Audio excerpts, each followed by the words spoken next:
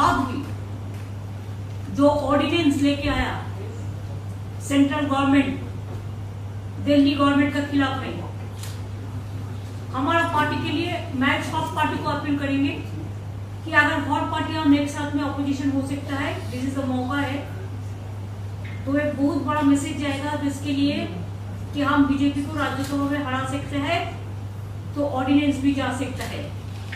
एक बीजेपी को हराने के लिए 24 से पहले एक बहुत मौका मिल गया। हमारा पार्टी से हम डिसाइड किया है हम एक ऑर्डिनेंस को विरोध करेंगे और हम सुप्रीम कोर्ट का पास हम इसको जस्टिस मांगेंगे। अभी हम अरविंद जी को दे रहा है माइक, अरविंद जी बोलेंगे, इसके बाद वान जी भी है। इसका बाद अगर आपका लोगों का कोई क्वेश्चन है तो जरूर हम लोग कोशिश करेंगे। सबसे पहले मैं दीदी को बहुत बहुत शुक्रिया अदा करना चाहता हूँ। इतना वार्मली हम लोगों को वेलकम किया, इतना प्यार, हमेशा दीदी का प्यार मिलता रहता है हम लोगों को, हमारी बड़ी बहन की तरह है दीदी।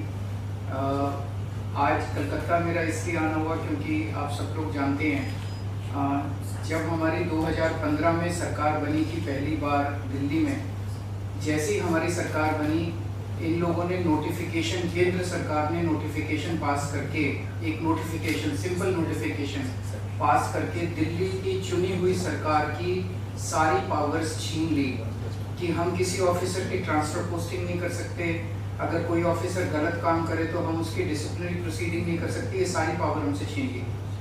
8 साल तक दिल्ली के लोगों ने संघर्ष किया, हम सुप्रीम कोर्ट गए।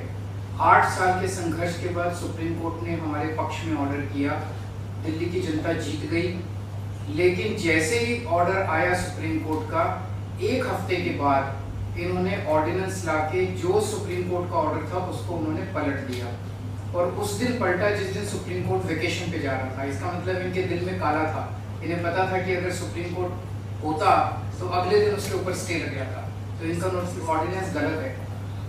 इन लोगों ने जिस तरह से डेमोक्रेसी का मजाक बना दिया है, जहां भी 3 तरीके से ये चुनी हुई सरकारों को तंग कर रहे हैं। एक, पहली चीज कि जहां पे बीजेपी की सरकार नहीं बनती वहां ये एमएलए खरीद के सरकार गिरा देते हैं उस पार्टी की और अपनी बीजेपी की सरकार बना लेते हैं। दूसरा, जहां बीजेपी की सरकार नहीं बनती वहां ये ईडी और सीबीआई को इस्तेमाल करके दूसरी पार्टी के एमएलए को डराते हैं, धमकाते हैं, उनको तोड़ लेते हैं और उनकी सरकार गिरा के बीजेपी की सरकार बना लेते हैं। तीसरा, जहां बीजेपी की सरकार नहीं बनती वहां कानून का गलत इस्तेमाल करके, गवर्नर के जरिए ऑर्डिनेंस पास करके ये तरह तरह से उस नॉन बीजेपी गवर्नमेंट को काम ही नहीं करने दे रहे। हमने वेस्ट बंगाल में भी देखा गवर्नर कैसे तंग कर रहे हैं, हमने वहां भी देखा, पंजाब में भी देख रहे हैं, पूरे तमिलनाडु में देख रहे हैं, तेलंगाना में देख रहे हैं किस तरह से गवर्नर तंग कर रहे हैं। और अब दिल्ली के अंदर इन्होंने जो किया वो तो बिल्कुल ही जनतंत्र के खिलाफ है।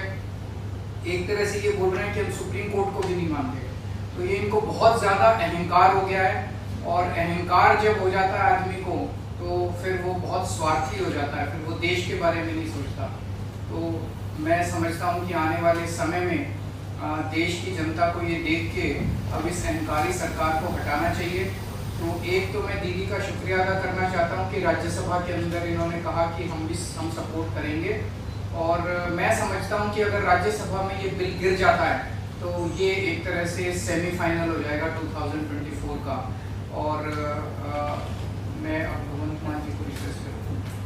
बहुत बहुत धन्यवाद। सबसे पहले ममता दीदी, मैं पहली बार बंगाल में आया हूँ और इतना इन्होंने हमें मान सम्मान दिया, और उसके लिए मैं धन्यवाद करता हूँ। आपका नाम तो मान है। जी, थैंक यू। और सेंट्रल हॉल में बहुत बार मिलते रहे। लोकसभा में जब मैं था तो बहुत से गलत जो बिल आते थे उनका मिलके तृणमूल कांग्रेस के साथ मिलके हम उसका विरोध करते रहे, वेल में भी जाते रहे, और हम बहुत से बिलों को वापस भी करवाते रहे। और जिस कमेटी का मैं मेंबर था उसके चेयरमैन जो थे सुदीप जी वो उनके चेयरमैन थे।